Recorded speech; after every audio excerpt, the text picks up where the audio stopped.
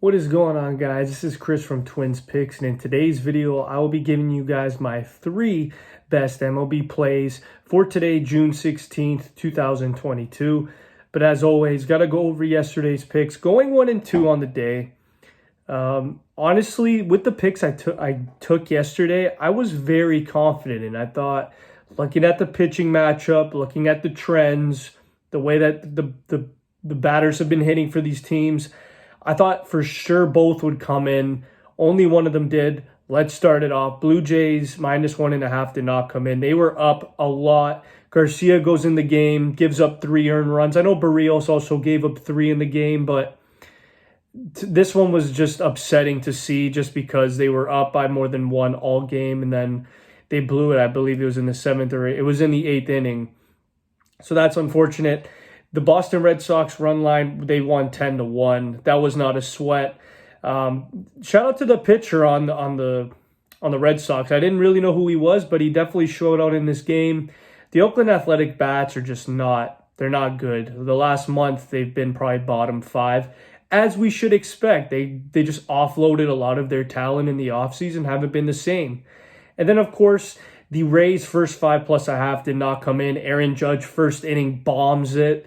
McClanahan, he didn't have that bad of a game, but Nestor Cortez didn't give the Rays anything in the first 5. He was absolutely unbelievable. A lot of fly-out plays. And then, of course, you go in the 5th inning, even if Judge did not homer, Brett Phillips with the air, and then they intentionally walk Kiner Falefa, and then Higashioka gets the 3-run bomb to make it 4-0 after 5. So yesterday going 1 and 2, but not too worried about it. Just got to bounce back, have a better day today. So with that being said, my first play, Padres -1.5 at -113 odds, taking on the Cubs. They've absolutely killed them the last 2 games. They've covered this line in the last 3 in a row. Musgrove is also on the mound. He's 7-0 with just an outstanding season. One of the best pitchers. I think he's the best pitcher in the NL right now.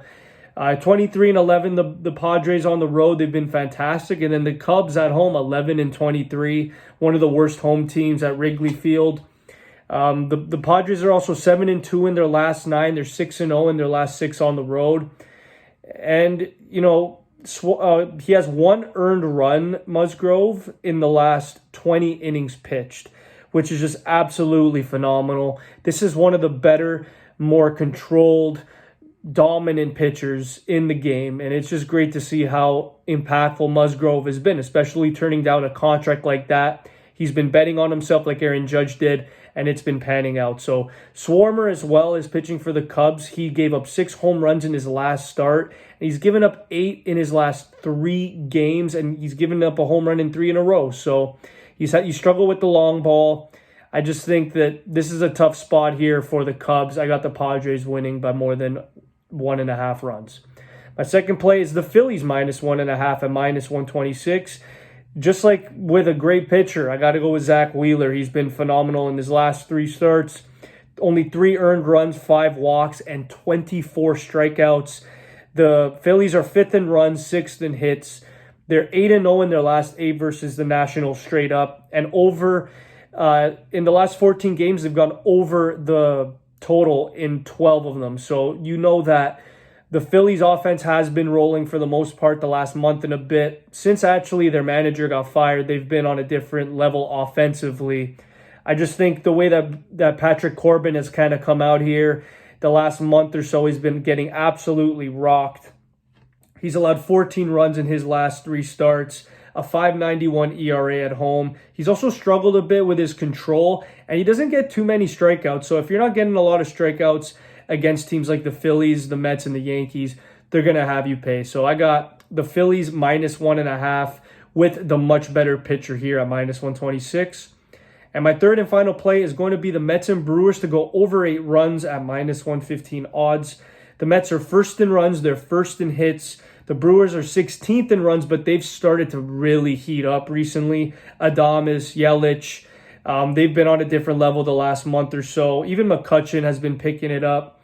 I just think that even, you look at Hunter Renfroe, Louis Urias. These guys have been on a different level, and Rowdy Tellez could always catch you a bomb.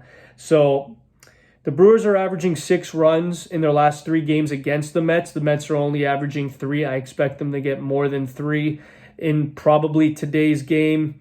The Brewers have gone over in 5 of the last 7, and the Mets have gone over in 4 of the last 6 games. Ashby and McGill have both struggled in their most recent starts. Ashby in his last 2 has given up 10 earned runs, 2 home runs, and he's had 11 strikeouts with a 4.34 ERA and a 158 whip on the road. So he's been struggling with his control recently. And when you give up the long ball to a team like the Mets that do have Polar Bear and Pete Alonso, watch out. Even, Starling Marte can get one, Escobar, Lindor, so many options for the Mets.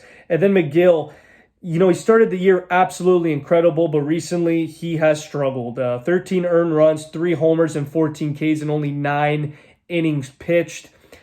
Both offenses have just been on a completely different level the last month.